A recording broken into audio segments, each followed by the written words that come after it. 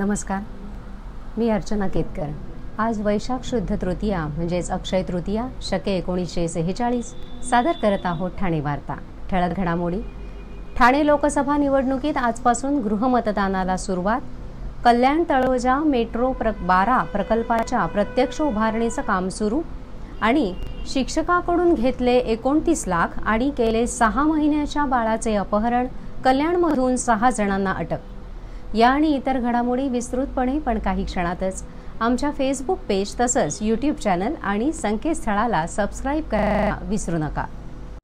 आपण पाहत आहात श्री स्थानक वाहिनी, ठाणे जिल्ह्याचं मुख्य व्यासपीठ। ठाणे वार्ता पहा श्री स्थानक वाहिनीवर। आता सकाळी 9:15 पासून रात्री 9:15 पर्यंत ठाणे वार्ता, ठाण्यातील पहिलं दृकश्राव्य माध्यम। ठाणे वार्ता आणि श्री स्थानक वाहिनीचं लाईव्ह स्ट्रीमिंग ठाणेवार्ता.com वरील लाईव्ह स्ट्रीम वर क्लिक करा आणि अगदी मोबाईलवरही ठाणे वार्ता श्री स्थानक वाहिनीचा आनंद लुटा। यासाठी आमचं ॲप डाउनलोड करा। ठाणे वार्ता पहा श्री स्थानक वाहिनीवर। आता सकाळी 9:15 पासून रात्री 9:15 पर्यंत ठाणे वार्ता, ठाण्यातील पहिलं दृकश्राव्य माध्यम। आपण पाहत आहात श्री स्थानक वाहिनी, ठाणे जिल्ह्याचं मुख्य व्यासपीठ। कल्याण डोंबिवली शहरांचाच नव्हे तर संपूर्ण MMR रिजनच्या वाहतुकीचा चेहरा मोहरा बदलणाऱ्या महत्वाकांक्षी कल्याण तळोजा मेट्रो 12 प्रकल्पाच्या प्रत्यक्ष उभारणीचं काम सुरू झालं आहे। या प्रकल्पाचे फेब्रुवारी महिन्यात मुख्यमंत्री एकनाथ शिंदे यांच्या हस्ते भूमिपूजन करण्यात आले होते। त्यानंतर लगेचच काही दिवसांमध्ये या मेट्रो 12 प्रकल्पाच्या कामाला सुरुवात झाली होती। सुरुवातीला कल्याण MPMC मार्केट रोड येथे या प्रकल्पाच्या कामाला सुरुवात झाली होती।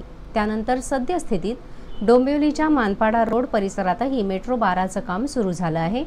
या मेट्रो प्रकल्पासाठी तब्बल 5,865 कोटी रुपयांचा खर्च अपेक्षित आहे।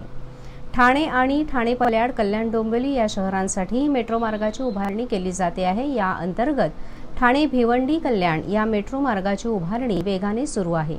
हा मार्ग पुढे कल्याणपासून डोंबिवली आणि कल्याण तालुक्यातील काही गावे तसेच पुढे तळोजापर्यंत जाणार आहे। एकूण 20 किलोमीटर लांबीचा हा मार्ग असून यात 19 स्थानके आहेत। हा मेट्रो मार्ग सुरू झाल्यावर नियमित स्वरूपात 2.5 लाख प्रवाशांना याचा फायदा होणार आहे।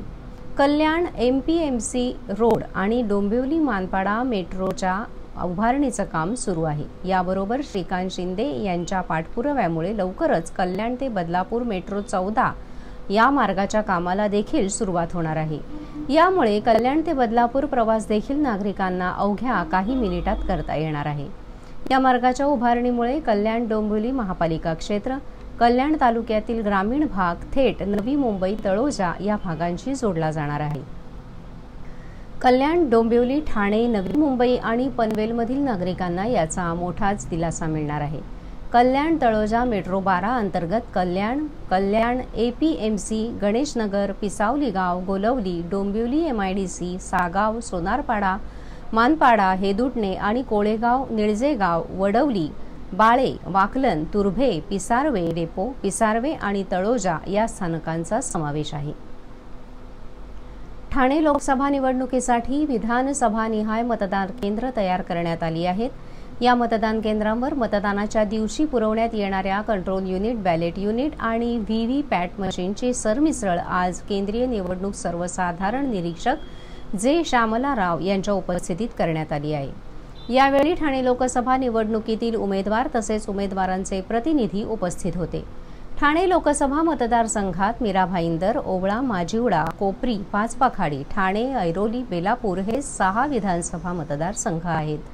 लोकसभा निवडणुकीसाठी एकूण 2,453 मतदान केंद्र तयार करण्यात आली असून या सर्व मतदान केंद्रांवर लागणाऱ्या कंट्रोल युनिट, बॅलेट युनिट आणि VVPAT मशीनची ऑनलाईन पद्धतीने सरमिसळ उमेदवार आणि त्यांच्या प्रतिनिधी समक्ष करण्यात आली।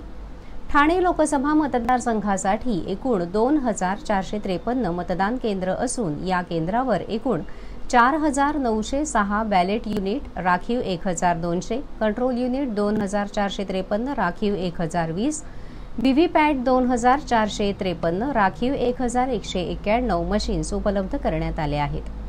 या सर्व मशीन्सच्या नंबरची सरमिसळ सर्वसाधारण निरीक्षक जे श्यामलाराव यांच्या उपस्थितीत करण्यात आली। यावेळी यांनी सर्व मतदान केंद्रांवर पुरवण्यात येणाऱ्या सोयीसुविधांचाही सविस्तर आढावा घेतला। लोकसभा निवडणुकीत मतदानाचा टक्का वाढावा आणि मतदानापासून कोणीही वंचित राहू नयेत यासाठी निवडणूक आयोग मतदारांसाठी विविध प्रकारच्या सोयीसुविधा उपलब्ध करून देते आहे। आजपासून गृहमतदानाला सुरुवात झाली असून सायंकाळपर्यंत ठाणे लोकसभा मतदारसंघात 85 वर्षांवरील एकूण 262 नागरिकांनी तर 38 दिव्यांग मतदारांनी गृहमतदान केलं असल्याची माहिती ठाणे लोकसभा मतदारसंघाच्या निवडणूक निर्णय अधिकारी तथा अपर जिल्हाधिकारी मनीष जायभाये धुळे यांनी दिली। 40% अपंगत्व आणि 85 वर्षे वयावरील वृद्ध यांच्याकरिता निवडणूक आयोगामार्फत 12D नमुना भरून घरूनच मतदान करून देण्याची सुविधा उपलब्ध करून दिली आहे।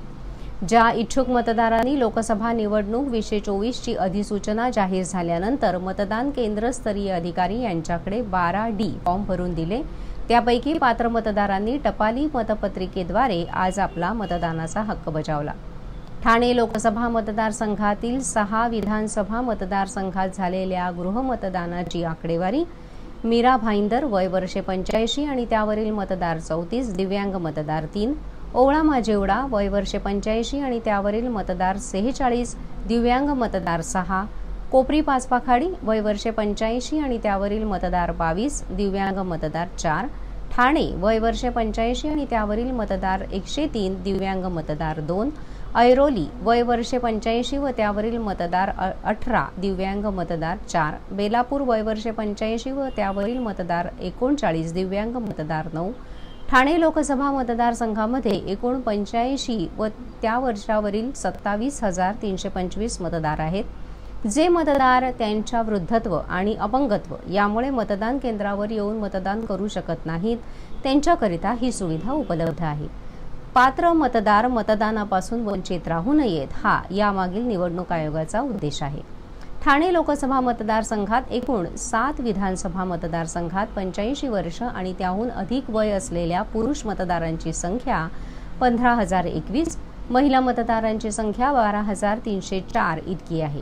ज्या मतदारांनी निवडणूक आयोगामार्फत 12D नमुना अर्ज भरून दिले आहेत त्या मतदारांचे गृहमतदान करून घेतलं जाणार असल्याचं 25 ठाणे लोकसभा मतदारसंघाच्या निवडणूक निर्णय अधिकारी मनीषा जायभाये धुळे यांनी कळवलं आहे। कल्याण लोकसभा मतदारसंघ अंतर्गत गृहमतदानाला 10 मे पासून सुरुवात झाली आहे। निवडणूक आयोगाच्या निर्देशानुसार 85 वर्ष वयापेक्षा जास्त वय असलेल्या तसेच दिव्यांग मतदारांना त्यांची इच्छा असल्यास त्यांच्या घरी टपाली मतदान, गृहमतदान करण्याची सोय उपलब्ध करून देण्यात आली आहे। त्यानुसार अशा मतदारांना टपाली मतदानाचे नमुना 12D मधील अर्ज उपलब्ध करून देण्यात आलेले होते। त्यापैकी प्राप्त झालेल्या अर्जांवर निर्णय घेण्यात आलेला असून मंजूर अर्जांच्या यादीनुसार विधानसभा निहाय मतदारसंघाद्वारे 85 वर्षांपेक्षा जास्त वय असलेल्या आणि दिव्यांग मतदारांच्या घरी जाऊन त्यांचे मतदान घेण्यात येणार आहे। यामध्ये अंबरनाथ विधानसभा मतदारसंघात 85 वर्षेपेक्षा जास्त असलेले 63 मतदार आणि 21 दिव्यांग मतदार, उल्हासनगर विधानसभा मतदारसंघात 85 वर्षेपेक्षा जास्त असलेले 34 मतदार आणि 8 दिव्यांग मतदार, कल्याण पूर्व विधानसभा मतदारसंघात 85 वर्षेपेक्षा जास्त असलेले 30 मतदार आणि 4 दिव्यांग मतदार, डोंबिवली विधानसभा मतदारसंघात 85 वर्षेपेक्षा जास्त असलेले 9 मतदार आणि 4 दिव्यांग मतदार, कल्याण ग्रामीण विधानसभा मतदारसंघात 85 वर्षेपेक्षा जास्त असलेले 28 मतदार आणि 5 दिव्यांग मतदार, कळवा मुंब्रा विधानसभा मतदारसंघात 85 वर्षेपेक्षा जास्त असलेले 16 मतदार आणि 5 दिव्यांग मतदारांच्या घरी जाऊन मतदान घेण्यात येणार। कर्मचाऱ्यांना सहकार्य करावं असं आवाहन 24 कल्याण लोकसभा मतदारसंघांच्या निवडणूक निर्णय अधिकारी सुषमा सातपुते यांनी केलं आहे। यापुढील घडामोडी एका छोट्याशा ब्रेकनंतर। कुठेही जाऊ नका, पाहत रहा फक्त ठाणे वार्ता। सर्व नागरिकांना आवाहन करण्यात येत आहे की सध्या डासांमार्फत पसरणाऱ्या डेंग्यू या आजाराचा प्रसार रोखण्यासाठी प्रत्येकाने पुढील प्रमाणे कार्यवाही करावी। डेंग्यू आजार एडिस इजिप्ती हा डास चावल्याने होतो।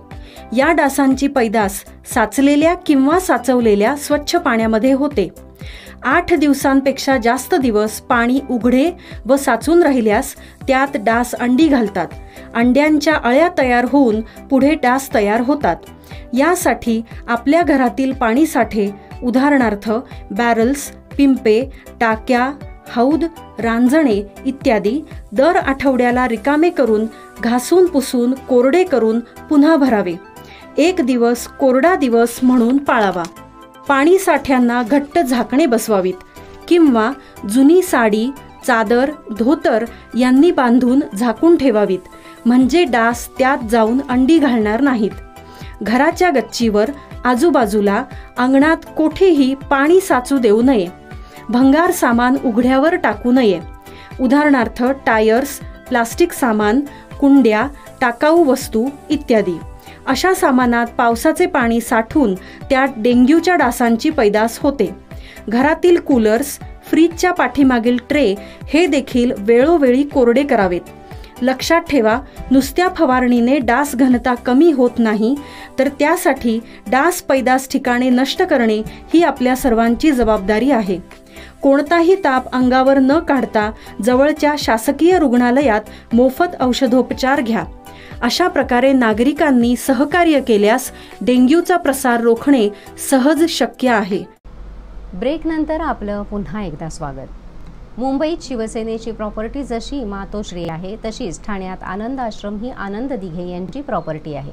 मात्र या ठिकाणी 7/12 आपल्या नावावर करून मुख्यमंत्र्यांनी आनंद दिघे यांची प्रॉपर्टी हडपली आहे, असा गंभीर आरोप यावेळी शिवसेना पक्षाचे नेते खासदार संजय राऊत यांनी केला आहे.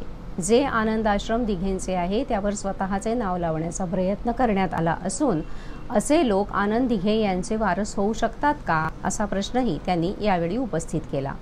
आनंद दिघे यांची प्रॉपर्टी किती होती असं न विचारता उद्धव ठाकरे यांनी आनंद दिघे यांची प्रॉपर्टी हडप केली का, असा प्रश्न विचारला असल्याची दाट शक्यता असल्याचं राऊत म्हणाले. राजन विचारे यांच्या प्रचारासाठी ठाण्यातील मनोरमा नगर या ठिकाणी प्रचार सभेचं आयोजन करण्यात आलं होतं. शिवसेनेच्या नावावर वाम मार्गाने शिंदे गटाने कोट्यवधी कमवले आणि भाजपच्या वॉशिंग मशीनमध्ये गेले. आनंद दिघे यांच्यावर काढलेला सिनेमाही खोटा असून हा आनंद दिघे यांचा अपमान असल्याचंही राऊत म्हणाले. 6 महिन्याच्या बाळाचं अपहरण करून त्याची विक्री करणाऱ्या 6 जणांना कल्याणमधून अटक केली आहे. 6 मे रोजी रात्री मध्य प्रदेश येथील रीवा जिल्ह्यातील सिव्हिल लाईन पोलीस ठाण्याच्या हद्दीत रस्त्यावरून एका बाळाचं अपहरण झालं. फेरी विक्रेते असणारे एक दाम्पत्य रस्त्यावरील फुटपाथवर झोपलं होतं. त्याचवेळी 2 बाईकस्वार या दाम्पत्याजवळ आले. त्यांनी 6 महिन्याच्या बाळाला जबरदस्तीने उचलून नेत पळ काढला. ज्यांचं बाळ चोरीला गेलं होतं ते लोक फेरीचा धंदा करतात. त्यांनी या प्रकरणाची तक्रार सिव्हिल लाईन पोलीस ठाण्यात केली होती. पोलिसांनी त्वरित सीसीटीव्हीच्या सहाय्याने बाळाच्या अपहरण करणाऱ्यांना ताब्यात घेतलं. मात्र तोपर्यंत 6 महिन्याचं बाळ महाराष्ट्रात आणलं गेलं होतं. अपहरणकर्त्यांनी नितीन सोनी आणि स्वाती सोनी उर्फ मेहक खान या दाम्पत्याचं नाव सांगितलं. सोनी दाम्पत्य कल्याणला राहतात अशी माहिती मध्य प्रदेश पोलिसांना मिळाली. त्यांनी त्वरित कल्याण पोलिसांशी संपर्क साधला. डीसीपी सचिन गुंजाळ यांनी 6 महिन्याच्या बाळाच्या सुटकेसाठी 6 पथकं तयार केली. कल्याणच्या खडकपाडा पोलिसांनी नितीन आणि स्वाती सोनी या दोघांना ताब्यात घेतलं आहे. त्यांनी सांगितलं की हे बाळ आमच्या शेजारी राहणारे रिक्षाचालक प्रदीप कोळंबेला यांना देण्यात आलं. पोलिसांनी प्रदीप कोळंबेला ताब्यात घेतलं. प्रदीपने सांगितलं आहे की हे बाळ अमोल येरुणकर आणि त्याची पत्नी आरवी येरुणकरला देण्यात आलं आहे. पोलिसांनी येरुणकर पती पत्नीला ताब्यात घेतलं आहे. त्यांनी सांगितलं की 6 महिन्याचं बाळ रायगड येथील पोलादपूरमध्ये राहणारे शिक्षक श्रीकृष्ण पाटील यांना दिले आहे. पोलिसांनी पनवेल येथून शिक्षक पाटील याला ताब्यात घेऊन त्याच्याजवळ असलेल्या बाळाची सुटका केली आहे. तसंच बाळही सुखरूप आहे अशी माहिती डीसीपी सचिन गुंजाळ यांनी दिली आहे. कल्याण लोकसभेतील कल्याण ग्रामीण भागात उबाठा गट आणि राष्ट्रवादी शरद पवार गटाला पुन्हा एकदा झटका बसलाय. कल्याण ग्रामीणमधील उबाठाचे उपजिल्हाप्रमुख मधुकर पाटील, राष्ट्रवादी पवार गट विधानसभा संघटक नीला पाटील यांच्यासह आगरी समाजातील ज्येष्ठ समाजसेवक, आगरी युथ फोरमचे अध्यक्ष गुलाब वझे, 27 गाव संघर्ष समितीचे दत्ता वझे या सर्वांनी शेकडो पदाधिकारी, कार्यकर्ते, ग्रामस्थ यांच्यासोबत मुख्यमंत्री एकनाथ शिंदे आणि खासदार श्रीकांत शिंदे यांच्या उपस्थितीत शिवसेनेत प्रवेश केलाय। मुख्यमंत्र्यांच्या ठाणे निवासस्थानी हा प्रवेश पार पडला। गेल्या आठवडाभरात कल्याण लोकसभेत उभाठा गटाला हा तिसरा मोठा झटका आहे। कल्याण ग्रामीण भागातील आगरी समाजातील ज्येष्ठ सामाजिक कार्यकर्ते गुलाब वझे, 27 गाव संघर्ष समितीचे नेते आणि माजी सरपंच दत्ता वझे यांनीही शिवसेनेत प्रवेश केला आहे। वझे यांचे आगरी समाजात उत्तम संघटन असून आगरी युथ फोरमच्या माध्यमातून आगरी महोत्सवासह विविध उपक्रम, आंदोलन, कार्यक्रम ते राबवत असतात। त्यांच्यासह माजी सरपंच अभिमन्यू म्हात्रे, बाळाराम ठाकूर, वर्गीस म्हात्रे, ज्ञानेश्वर माळी, महेश म्हात्रे यांच्यासह शेकडो ग्रामस्थांनी शिवसेनेत प्रवेश केला।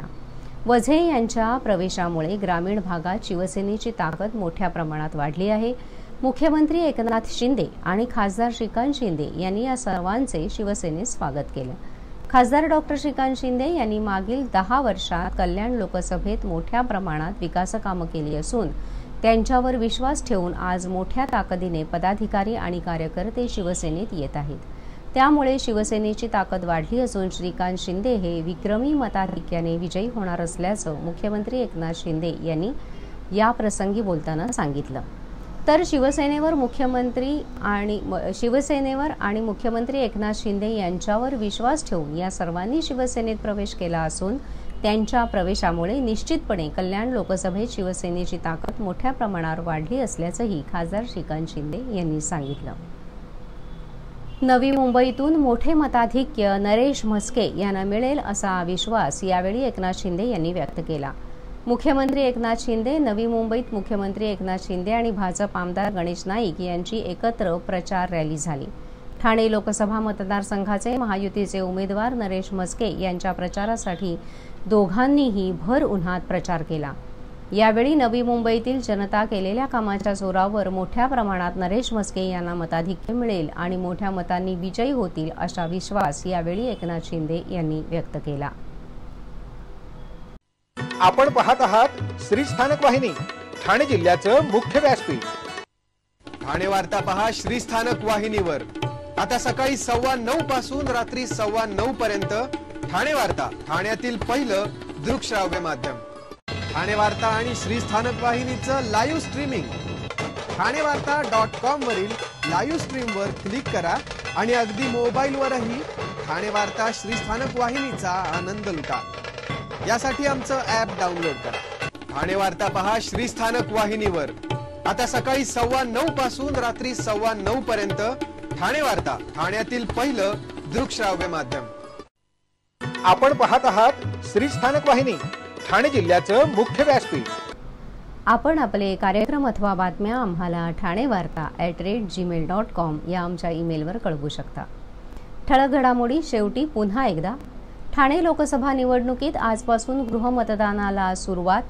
कल्याण तळोजा मेट्रो 12 प्रकल्पाच्या प्रत्यक्ष उभारणीचं काम सुरू आणि शिक्षकाकडून घेतले 29 लाख आणि केले 6 महिन्याच्या बाळाचे अपहरण। कल्याणमधून 6 जणांना अटक। या होत्या ठाणे वार्ता। आपली एखादी बातमी बघायची राहून गेल्यास आपण आमच्या ठाणेवार्ता.in या संकेतस्थळाला किंवा आमच्या फेसबुक पेज तसंच यूट्यूब चॅनलला अवश्य भेट द्या। पुन्हा भेटू पुढील बातमीपत्रात फक्त श्री स्थानक वाहिनीवर। धन्यवाद।